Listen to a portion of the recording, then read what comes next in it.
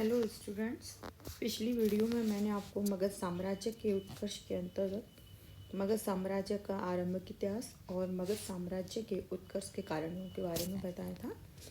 अब मैं आपको मगध साम्राज्य के उत्कर्ष में किस किस वंश ने योगदान दिया उसके बारे में बताऊंगी। सबसे पहला जो प्रथम चरण है, जिसे पहला वंश आता है हर्यक वंश, जिसका कार्यकाल है 545 ईसा पूर्व से 412 ईसा पूर्व। इसमें सबसे पहला शासक जो हुआ था, तो जिसको हर्यक वंश का संस्थापक भी कहा जाता है, वह है बिंबिसार। बिंबिसार का कार्यकाल माना जाता है 545 ईसा पूर्व से 493 ईसा पूर्व, जो महात्मा बुद्ध का समकालीन था और हर्यक वंश का संस्थापक था। हर्यक जो बिंबिसार है, कौन था, किस वंश से इसका संबंध था, इस प्रश्न पर विद्वानों में मतभेद है, क्योंकि बौद्ध साहित्य, ब्राह्मण साहित्य और जैन साहित्य तीनों में इसके बारे में अलग अलग जानकारी मिलती है। हमें इसके माता पिता के बारे में भी सही जानकारी नहीं मिलती, इसके नाम के बारे में सही जानकारी नहीं मिलती। बौद्ध ग्रंथों में उसे सैन्य कहा गया है और इस आधार पर जो डॉक्टर भंडारकर हैं, उनका मत है कि बिंबिसार प्रारंभ में लिच्छवियों का सेनापति था, जो उस समय मगध में शासन करते थे, और कालांतर में वह मगध का स्वतंत्र शासक बन बैठा। परंतु बौद्ध जो ग्रंथ हैं, उसके अनुसार जब बिंबिसार 15 वर्ष का था, तब उसके पिता ने उसे मगध का राज्य बनाया था। बिंबिसार के जो पिता हैं, उनके नाम पर भी मतभेद है। उसके अलग अलग नाम ग्रंथों में दिए गए हैं। जैसे पुराणों में उसके पिता का नाम हेमजित क्षेत्रोजा मिलता है। उसके अलावा भट्टियम, सैनिय आदि नामों का भी उल्लेख मिलता है। उस जो हर्यक वंश का संस्थापक है, यह तो स्पष्ट है कि जो नए युग का शुरुआत हुई थी वो बिंबिसार के समय से ही शुरुआत हुई थी, और यही हर्यक वंश का संस्थापक था। बिंबिसार का जो शासनकाल क्या था, इस संदर्भ में बौद्ध ग्रंथ के महावंश के अनुसार उसने लगभग 52 वर्ष तक शासन किया था, और पुराणों में उसका शासनकाल केवल 28 वर्ष का बतलाया गया है। लेकिन इतिहास की दृष्टि से उसका 52 वर्ष का शासनकाल सही बैठता है, और उसके पश्चात अजातशत्रु ने शासन किया था। ठीक है, तो इस प्रकार जो उसका शासनकाल है वो लगभग 544 या 45 ईसा पूर्व से 493 ईसा पूर्व या 492 ईसा पूर्व का ही माना जाता है। वंश निर्धारण के संबंध में भी विद्वानों में मतभेद है, क्योंकि जो पुराण हैं, उनमें कहा गया है कि वह शिशुनाग वंश से संबंधित था। तो कुछ बौद्ध साहित्य के आधार पर कहते हैं विद्वान कि वह हर्यक वंश से संबंधित था, और अंत में अधिकांश विद्वान हर्यक वंश को ही अधिक मान्यता देते हैं। इसके कई कारण माने जाते हैं। जैसे पहला कारण है कि शिशुनाग के पुत्र कालाशोक ने पाटलिपुत्र को अपनी राजधानी बनाया था, जबकि बिंबिसार के समय पाटलिपुत्र का कोई अस्तित्व नहीं था, क्योंकि जो पाटलिपुत्र है उसकी स्थापना बिंबिसार के वंशज उदयन ने की थी। उसके अलावा बौद्ध ग्रंथ से पता चलता है कि शिशुनाग के पश्चात राजगिरी का पतन होने लगा था, किंतु यह नगर जो राजगिरी है वो बिंबिसार और अजातशत्रु के काल में उन्नत अवस्था में था। शिशुनाग ने राजगिरी के स्थान पर वैशाली को राजधानी बनाया था। अतः स्पष्ट होता है कि शिशुनाग अजातशत्रु के पश्चात ही सिंहासन पर बैठा था। अतः बिंबिसार शिशुनाग वंश का नहीं हो सकता, यह प्रमाणित होता है। उसके अलावा डॉक्टर भंडारकर के अनुसार बिंबिसार को नागवंशीय बतलाना भी नाग जाति से संबंधित था, यह मानते हैं। और हर्यक का शाब्दिक अर्थ होता है हरि अर्थात सर्प एवं अंक से चिन्ह, तो सर्प के चिन्ह वाला वंश कहा जाता है। इस दृष्टि से बिंबिसार का वंश शिशुनागनी अथवा नागवंशीय अर्थात हर्यक वंश का ही मानना चाहिए। तो अगला आता है कि इसके पश्चात कि जब वह शासक बना था बिंबिसार मगध का, उसने इस मगध के विस्तार के लिए क्या नीतियाँ अपनाई। तो सबसे पहला आता है साम्राज्य विस्तार के अंतर्गत कि जब वह शासक बना था तो उत्तर भारत में 3 शक्तिशाली राज्य थे। तो शक्तिशाली राज्य थे, उनमें कौशल, बस और अवंती, ये 3 महत्वपूर्ण शासक थे। बिंबिसार एक महत्वाकांक्षी, कुशल और कूटनीतिक शासक था। उसने तत्कालीन राजनीतिक परिस्थितियों का सही आकलन किया और अपनी दूरदर्शितापूर्ण नीति से मगध के साम्राज्य में प्रभुत्व को विस्तारित करने का प्रयास किया। ठीक है, तो उसने विस्तारित करने के लिए 3 उपाय काम में लिए, 3 कार्य किए। पहला था वैवाहिक संबंधों द्वारा मैत्री गठबंधन, दूसरा था राजनयिक एवं सौहार्दपूर्ण संबंध द्वारा सुदृढ़ीकरण, और तीसरा उसने जो उपाय लिया था वो था युद्ध नीति द्वारा साम्राज्य का विस्तार। ये 3 इसके द्वारा मुख्य रूप से काम में लिए गए। तो सबसे पहला आता है वैवाहिक संबंधों द्वारा मैत्री गठबंधन। जिस समय बिंबिसार गद्दी पर बैठा उस समय मगध की स्थिति अच्छी नहीं थी। उसके इर्द गिर्द शासक अपनी शक्ति के विस्तार में लगे हुए थे। बज्जी संघ जो मगध के उत्तर में स्थित था की सैनिक शक्ति बहुत ही मजबूत थी, उसका निरंतर विस्तार हो रहा था और अन्य राज्यों द्वारा भी विस्तारवादी नीति अपनाई जा रही थी। अवंती और कौशल के शासक भी अपनी अपनी सीमा का विस्तार कर रहे थे। तो अब बिंबिसार ने अपनी स्थिति को सुदृढ़ करने के उद्देश्य से सबसे पहले उसने वैवाहिक संबंध स्थापित करने की और मित्रता संबंध स्थापित करने की नीति अपनाई। तो बिंबिसार ने महत्वपूर्ण राजवंशों से वैवाहिक संबंध कायम किए और दूरदर्शिता का परिचय दिया। तो उसके द्वारा जो जो वैवाहिक संबंध किए गए थे उसमें सबसे पहला है उसका वैवाहिक संबंध था कौशल नरेश प्रसेनजीत की बहन कौशल देवी के साथ विवाह संपन्न किया। कौशल देव, तो उससे क्या हुआ, जो प्रसेनजीत जो कौशल नरेश था वो उसका मित्र बन गया और साथ में उससे उसकी प्रतिष्ठा में वृद्धि हुई और उसे दहेज में 1 लाख भू राजस्व वाला उसे काशी क्षेत्र प्राप्त हुआ। काशी का क्षेत्र, ठीक है, उसको ये प्राप्त हुआ दहेज में। दूसरा उसने विवाह किया बिंबिसार ने वैशाली के लिच्छवी शासक चेटक की पुत्री चेलन्ना के साथ, चेटक की पुत्री चेलन्ना के साथ विवाह किया। इस वैवाहिक संबंध से बिंबिसार को तत्कालीन भारत के विख्यात युद्ध प्रिय लिच्छवियों की मैत्री उपलब्ध हो गई और इससे क्या हुआ कि मगध की जो उत्तरी सीमा थी वो सुरक्षित हो गई और साथ में मगध के व्यापारियों को भी आर्थिक लाभ हुआ, क्योंकि वैशाली गंगा नदी के उत्तर में स्थित होने के कारण व्यापार का एक बहुत बड़ा केंद्र थी। तीसरा विवाह उसने किया मध्य देश की राजकुमारी क्षेमा के साथ किया। यह उत्तरी पंजाब में था, ये मध्य देश, उसकी राजकुमारी क्षेमा के साथ किया, जिससे मद्रों का उसको क्या मिला, समर्थन और सहयोग प्राप्त हुआ। उसके अलावा हमें एक और विवाह का उल्लेख मिलता है विदेह कन्या बासवी के साथ। मिथिला के विदेहों से उसने वैवाहिक संबंध कायम किए थे और इस प्रकार उसने अपनी पूर्वी सीमा के जो शत्रु था अंग, उसको उत्तर पश्चिम की तरफ से उसने मैत्री विहीन कर दिया और अपना उसने वैवाहिक संबंधों के द्वारा अपनी प्रतिष्ठा को कायम किया और सब जगह से उसने सहयोग प्राप्त करने का प्रयास किया।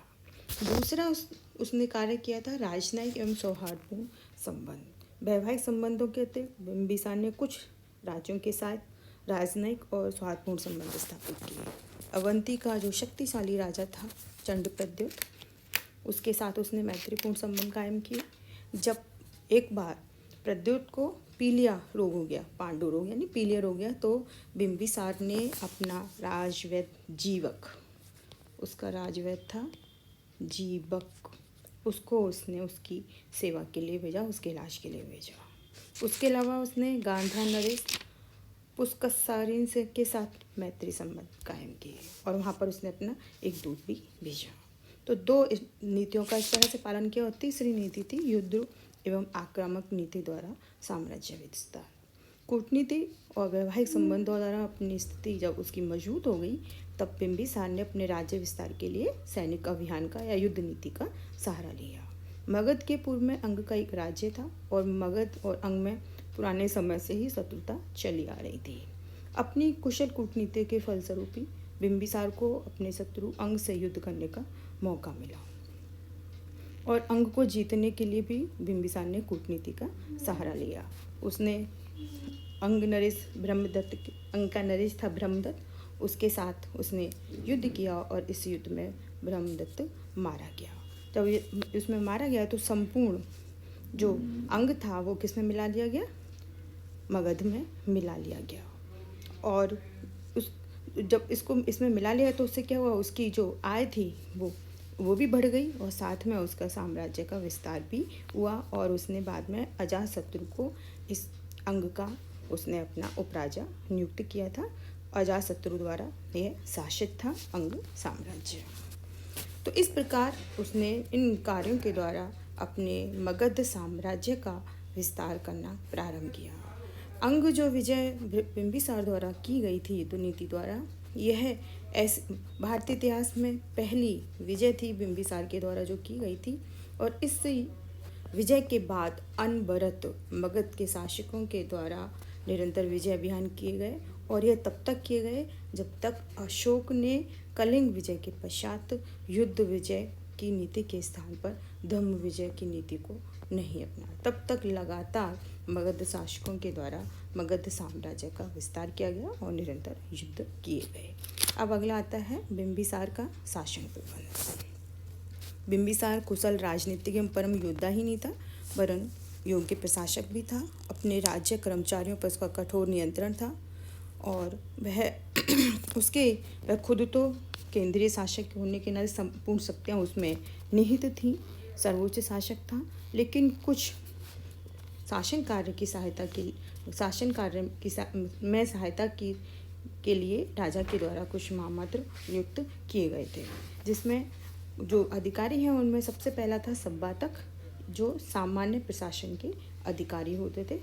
दूसरा था बोहारिक, जो न्यायिक अधिकारी होते थे, न्याय से संबंधित होते थे। और तीसरा था सेनानायक, जो सेना का प्रमुख होता था। और उसके अलावा था ग्राम भोजक या ग्राम कूट। इसका कार्य था कृषकों से लगान वसूल करना। ये कृषकों से लगान वसूल करने वाला अधिकारी होता था। जो शासन था वो प्रांतों में विभक्त था और प्रांतों का जो अधिकारी होता था मुख्य रूप से कौन होता था, राजकुमार होता था। ये उपराजा या प्रांतपति कहलाता था और राजकुमार नियुक्त किया जाता था, या राजा का कोई विश्वस्त व्यक्ति ही इस पद पर नियुक्त किया जाता था। उसके अलावा ग्राम सबसे छोटी इकाई होती थी और इसका जो अधिकारी होता था वो कहलाता था ग्रामिक। ठीक है, ग्रामिक जो राजा से प्रत्यक्ष संबंध था और वह राजा और प्रजा के बीच में माध्यम का कार्य करता था। तो इस प्रकार हमें बिंबिसार के शासन प्रबंध के बारे में जानकारी मिलती है।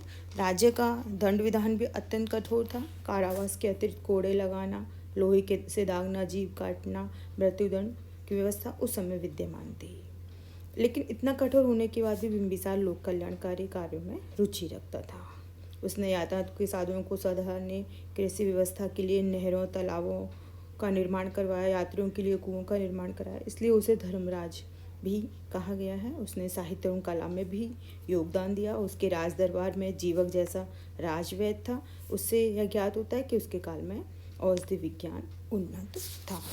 उसके अलावा अगला है बिंबिसार का उसका धर्म या बिंबिसार की धार्मिक सहिष्णुता। बिंबिसार ने धार्मिक सहिष्णुता की नीति अपनाई थी। प्रारंभ में वह वैदिक धर्म का अनुयायी था। इसका हमें जानकारी बौद्ध ग्रंथों से और ब्राह्मण ग्रंथों से मिलती है, परंतु बाद में वह महाकश्यप के साथ बौद्ध धर्म का अनुयायी बन गया। उसने अपने राजवैद्य जीवक को बुद्ध एवं संघ का चिकित्सक नियुक्त कर दिया था। बौद्ध ग्रंथों के अनुसार बिंबिसार ने बुद्ध का नाम लेते हुए अपने प्राण त्यागे थे। विद्वानों का यह अनुमान है कि चाहे बिंबिसार का व्यक्तिगत जीवन में बौद्ध धर्म था, बौद्ध धर्म का वह अनुयायी था, लेकिन जैन धर्म के प्रति भी बिंबिसार का समादर का भाव था, आदर भाव रखता था और ब्राह्मण अनुयायियों के प्रति भी वह सम्मान करता था। जो जैन ग्रंथ हैं उनसे यह ज्ञात होता है कि बिंबिसार महावीर के पास अपनी रानियों और संबंधियों के साथ विनम्रतापूर्वक आया था और जैन धर्म में उसने श्रद्धा व्यक्त की थी। ब्राह्मण धर्म के प्रति बिंबिसार के उदार दृष्टिकोण की जानकारी भी हमें मिलती है, जिसमें कहा गया है कि उसने सौंदंड नामक ब्राह्मण को चंपा की पूरी आय दान में दे दी थी। तो इस प्रकार वह बिंबिसार व्यक्तिगत रूप से बौद्ध मतावलंबी था, किंतु एक धर्म सहिष्णु शासक था और अन्य धर्मों के प्रति भी वह उदार दृष्टिकोण रखता था। अगला है मृत्यु कि बिंबिसार की मृत्यु किस प्रकार हुई थी। बिंबिसार एक प्रतापी, योग्य, धर्म सहिष्णु शासक था, किंतु उसकी मृत्यु अत्यंत दुखद परिस्थितियों में हुई थी। जैन ग्रंथ और बौद्ध ग्रंथ दोनों से हमें ज्ञात होता है कि बिंबिसार के पुत्र अजातशत्रु द्वारा उसे बंदी बना लिया गया था। जो अजातशत्रु था ना, उसने उसको बंदी बना लिया था, कारागृह में डाल दिया था और अपने पुत्र के द्वारा यंत्रणाएं दी गई थी, तो उनसे तंग आकर के बिंबिसार द्वारा आत्महत्या कर ली गई थी। इस प्रकार का उल्लेख मिलता है। अजात शत्रु को बौद्ध ग्रंथों में पितृहंता के रूप में उल्लेखित किया गया है। बौद्ध ग्रंथों में लिखा गया है कि महात्मा बुद्ध के चचेरे भाई देवदत्त के उकसाए जाने और राज्य के लालच में अजातशत्रु ने अपने पिता बिंबिसार को बंदी बना लिया था और इस अपराध को स्वयं अजातशत्रु ने महात्मा बुद्ध के सम्मुख प्रायश्चित के रूप में स्वीकार किया था। इस प्रकार मगध साम्राज्य का संस्थापक अपने पितृहंता पुत्र के लिए एक विकासशील साम्राज्य छोड़कर गया था। तो अजातशत्रु को बौद्ध ग्रंथों और जैन ग्रंथों में दोनों में ही पितृहंता के रूप में संबोधित किया गया है। बिंबिसार एक ऐसा महान, प्रतापी, योग्य और धर्म सहिष्णु शासक था जिसने हर्यक वंश की स्थापना की और मगध साम्राज्य के उत्कर्ष में अपना प्रभावपूर्ण योगदान दिया। अब अगला जो आएगा वह है अजातशत्रु, हर्यक वंश का शासक। उसके बारे में मैं आपको अगले वीडियो में पढ़ाऊंगी। धन्यवाद।